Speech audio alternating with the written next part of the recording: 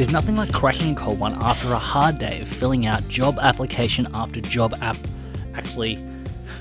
application after whitelist application. At the moment, the application meta is in full swing. There's so many projects that are doing applications, and it's actually not a bad thing. It's actually kind of kicking off a whole bunch of curated communities which are actually kind of pumping upon sort of mint. So you've got the likes of KPRverse, which recently has run up to good heights, and that was a good sort of 3 to 4x from the actual mint price for those that were actually accepted for filling out the application and going through that process. You've then got projects like Valhalla, which have an application process. You've also got project like Junie coming up, which has an application process. So in today's video, I'm going to break down some tips and tricks for filling out these applications, hopefully getting, squeezing out those percentages to kind of get you a higher chance and a better chance of actually kind of being accepted and actually getting that whitelist, but also streamlining the process for you so you can actually kind of go forward and actually kind of get actually pass the application and actually get that whitelist. So before I continue down there, hit up that subscribe button, also hit up the like button. If you don't like the video, if you don't like what I've said, you can always unsubscribe or unlike later, but go down there and hit that up now. Also, this is not financial advice. I'm not a financial advisor. Please do your own research before jumping into the NFT space. Now look, down below I've got chapters to help you navigate the video easier. So the tips are my thoughts on the actual application meta, where it's going, that kind of thing. And then also, because I am doing the Web3 report brought to you by PG, there will also be that section down below, and there's also a cheeky little whitelist giveaway in there. So yeah, down below, it should just help you navigate the video easier. Anyway, let's kick on with the video.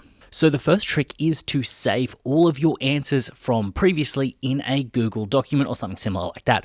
What you then do is you then take your short bio about yourself. You take what kind of your interests, likes, handles, all those things.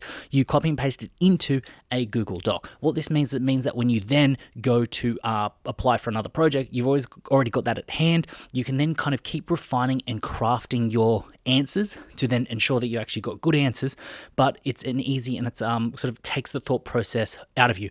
One of the guys in my group, Bomber, he's an absolute gun when it comes to applications. He streamlined this process himself, so some of these tips are from him. Big shout out, Bomber. I'll actually link him down below in Twitter. He is a top bloke when it comes to sneaky little alpha and tricks like this.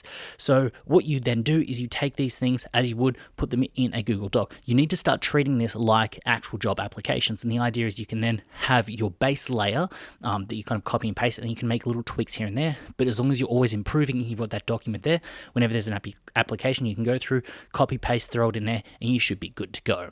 Step 2 is actually ask people that have actually sort of succeeded in the application process, dig deep and ask them some questions about different questions that you'll actually get within the application process. So I'm not a huge anime fan. I don't watch anime, but what I do is I go out and I ask people that are into anime, hey, what is kind of popping off in the anime space? So then I can have those questions, sort of those answers to those questions ready. So when that comes up, hey, what anime do you watch? I don't watch any anime, but I'm going to put in stuff that is relevant, that is applicable.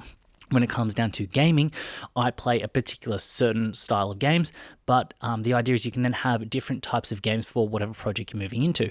So if you are into sort of first-person shooters, you can ask people what kind of games they play, and then you get those answers, you siphon those answers, craft them into a well-refined response, which means you can then kind of pump that on and hand that over when it comes to the applications.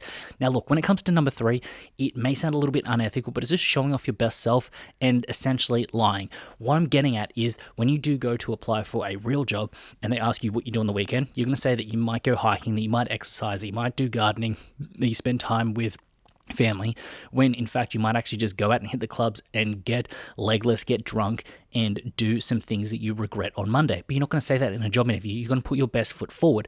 So when it comes to these applications, don't think about what you're actually going to be writing down and being truthful. Don't try to be funny. Try to be very considered in your answers. What is going to actually get you across the line? Because you should treat this as a job interview. You should treat it as a way to actually kind of get yourself in there to actually get that spot, because it doesn't matter how good you are and truthful you are. If someone is lying and putting down the answers that they want to actually see, they're going to prioritize them over you, even if you are a diehard fan and you really want to get in on that project. Now, number 4 is simping on Twitter. Now, you don't need to go too crazy, you don't need to be too elaborate, but I've seen this work for a few people before. What you do is find some threads that someone else has done, maybe even actually originally write a thread yourself, but put together some threads on the project that you're applying for, and then in that first thing, like, hey, I've applied for the application, here's why I'm bullish on this project. And by putting in these threads, what you can do is you can then pin it to your profile. It then means that if they are going to go through and do their due diligence, if the thread actually does kind of kick up and gain a little bit of hyper momentum, it will then help out your case. But the idea is, if they do go through, do their due diligence and have a look and check out your Twitter account, if the things that is pinned is that application that you've put in, that might be a good thing to kind of get you across the line. It goes, hey, this person looks like they are a holder. It looks like they're going to want to be in on the project longer term, and that should get you across the line. Now, I'm not saying that you need to do this for everything. I'm not saying you need to go hard, but the idea is there will be those projects that do have an application that you're really sort of keen on, and you're not sure what to do, how to get it across the line. Simp it up, write a thread on Twitter, and then kind of put it out there, pin it, and then that will be first and foremost, front and center, when they actually do kind of come in, check, and do their due diligence on it. But they're only going to do their due diligence if they like what you've written in the application. Welcome to the Web3 Report, brought to you by PG. Now, in the past couple of weeks, what we have seen is we've seen Reddit onboard 2.5 to 3 million new wallets to the ecosystem. Now, what they've actually done is they've done it in a very smart and very interesting way. They have provided some utility and some value when it comes to those people that actually have these sort of digital collectibles, be it those PFPs. But the master stroke was the positioning, moving away from the term NFT, non-fungible token, and moving towards digital collectibles, which is what NFTs really are. They were able to get people to engage in the system, create the wallet, actually make some purchases, which also helps some revenue for them. And it showed the fact that there is an appetite for digital ownership. And I think this is a big key step moving forward. It shows you that platforms and that people are open to it, as long as it is branded in a particular way for the said consumer. Now, look, my take on this, I actually did a video on this like sort of 2 months ago, so I've been across it. I think this is very interesting in that shift, the fact that when people are given access to digital collectibles and understand what digital ownership is, they are able to see the benefits of the Web3 and NFT technology. And I also think that this comes to those first movers and adopters that are able to kind of get these from the Reddit ecosystem, were able to make a lot of money and essentially made the Web3 people the exit liquidity for those people that were able to move in earlier. So I think that is a very good thing, because it shows you that there is some excitement in the space, and it shows you that there is an ecosystem that can thrive that isn't in sort of NFT and crypto Twitter. Now, look, real quick, if you are interested in having PG onboard your Web2 brand into Web3, you can contact them via Twitter.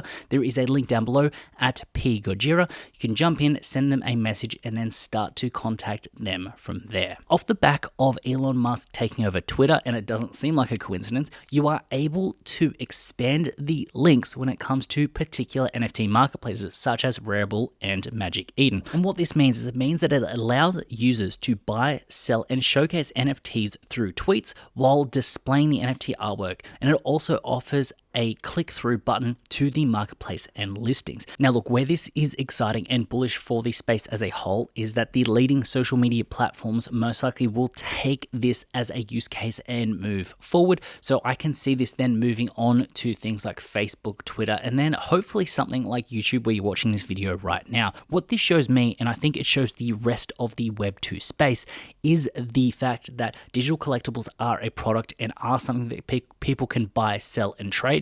And by incorporating them into sort of Twitter posts, and then hopefully in the future into other social media platforms, it should help the commerce of buying, selling, and trading move forward. And it helps also legitimize what people do think of as a little bit sketchy and a little bit seedy when it comes to sort of trading JPEGs and NFTs, and kind of brings it up and legitimizes it. When you look at something like a Facebook marketplace, it's almost like that in a digital sense. Now, look, right now we're going to be doing a whitelist giveaway. PG have secured 3 whitelist spots for Operation Mitsubishi. So what I'm going to do is down in the comments below, drop the comment Mitsubishi, and then put your Twitter handle at the end, and then also in the link below this video, there will be a tweet, and that tweet will be of this video on Twitter, and jump on that and also put in a comment. It makes it a little bit easier to actually kind of reach out to the winners when you win. So yes, drop a comment below saying Mitsubishi followed by your Twitter handle, and the winners will be drawn within the next 24 hours of this video going live. This was the Web3 Report, brought to you by PG, empowering people, incubating businesses. Now look, those are some 4 tips to kind of get you across the line when it comes down to applying for these whitelists and getting into these projects. But now I want to touch on the application meta as a whole and where I think it's going and what I actually think it does within the space. I think it is the natural progression for a curated community for these projects, because I think that with the way that the whitelist meta has kind of come from and where it's evolving and moving to, a little bit of curation, it does get people invested in the project, which means that they are most likely going to hold it on for a little bit higher. When you had people that were grinding on a project for months and months, they were more likely to hold a higher floor, which then made the project in turn look better and more successful with a higher floor. Now, yes, I know that a high floor doesn't mean a successful project, but you do have that ego aspect when it comes to a project actually just wanting to have a high floor straight off the rip. So the idea is that with this application meta, they are able to curate the people that they want in the project. They are able to handpick people with big followings, big influences, and people that actually are key opinion leaders within sort of certain sort of social circles, which can then bring in more awareness to the project. That's why you will see projects that do have a VIP section, projects that do have a way to kind of funnel people to show the social proof of a project, and that's when you'll see that kind of in Discord. This is also a way to kind of build up these Discords and actually build up these communities, because an argument that I have seen on Twitter is the fact that when there was that grind culture for whitelist, it did build up friendships, it did build up communities within these Discords.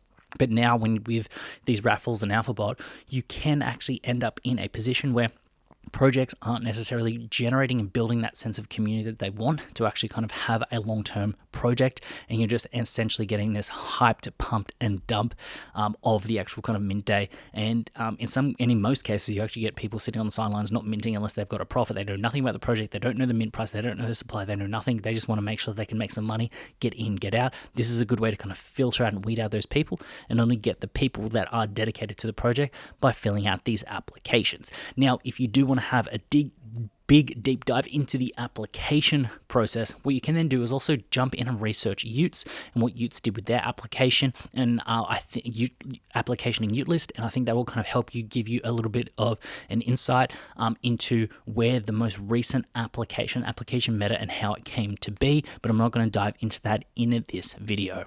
So that is a little bit of a rundown about the application meta, some tips and tricks to actually kind of get you across the line, to actually get you into it. You may know what they are, but I wanted to provide some information, just hopefully give you a spark to help you get that advantage, get that edge when you are trying to apply for these projects to get that whitelist. If you found value in this video, please consider hitting up that subscribe button, and while you're down there, also hit up the like button. As always, it's been a pleasure having you with me. I look forward to seeing you in the next one.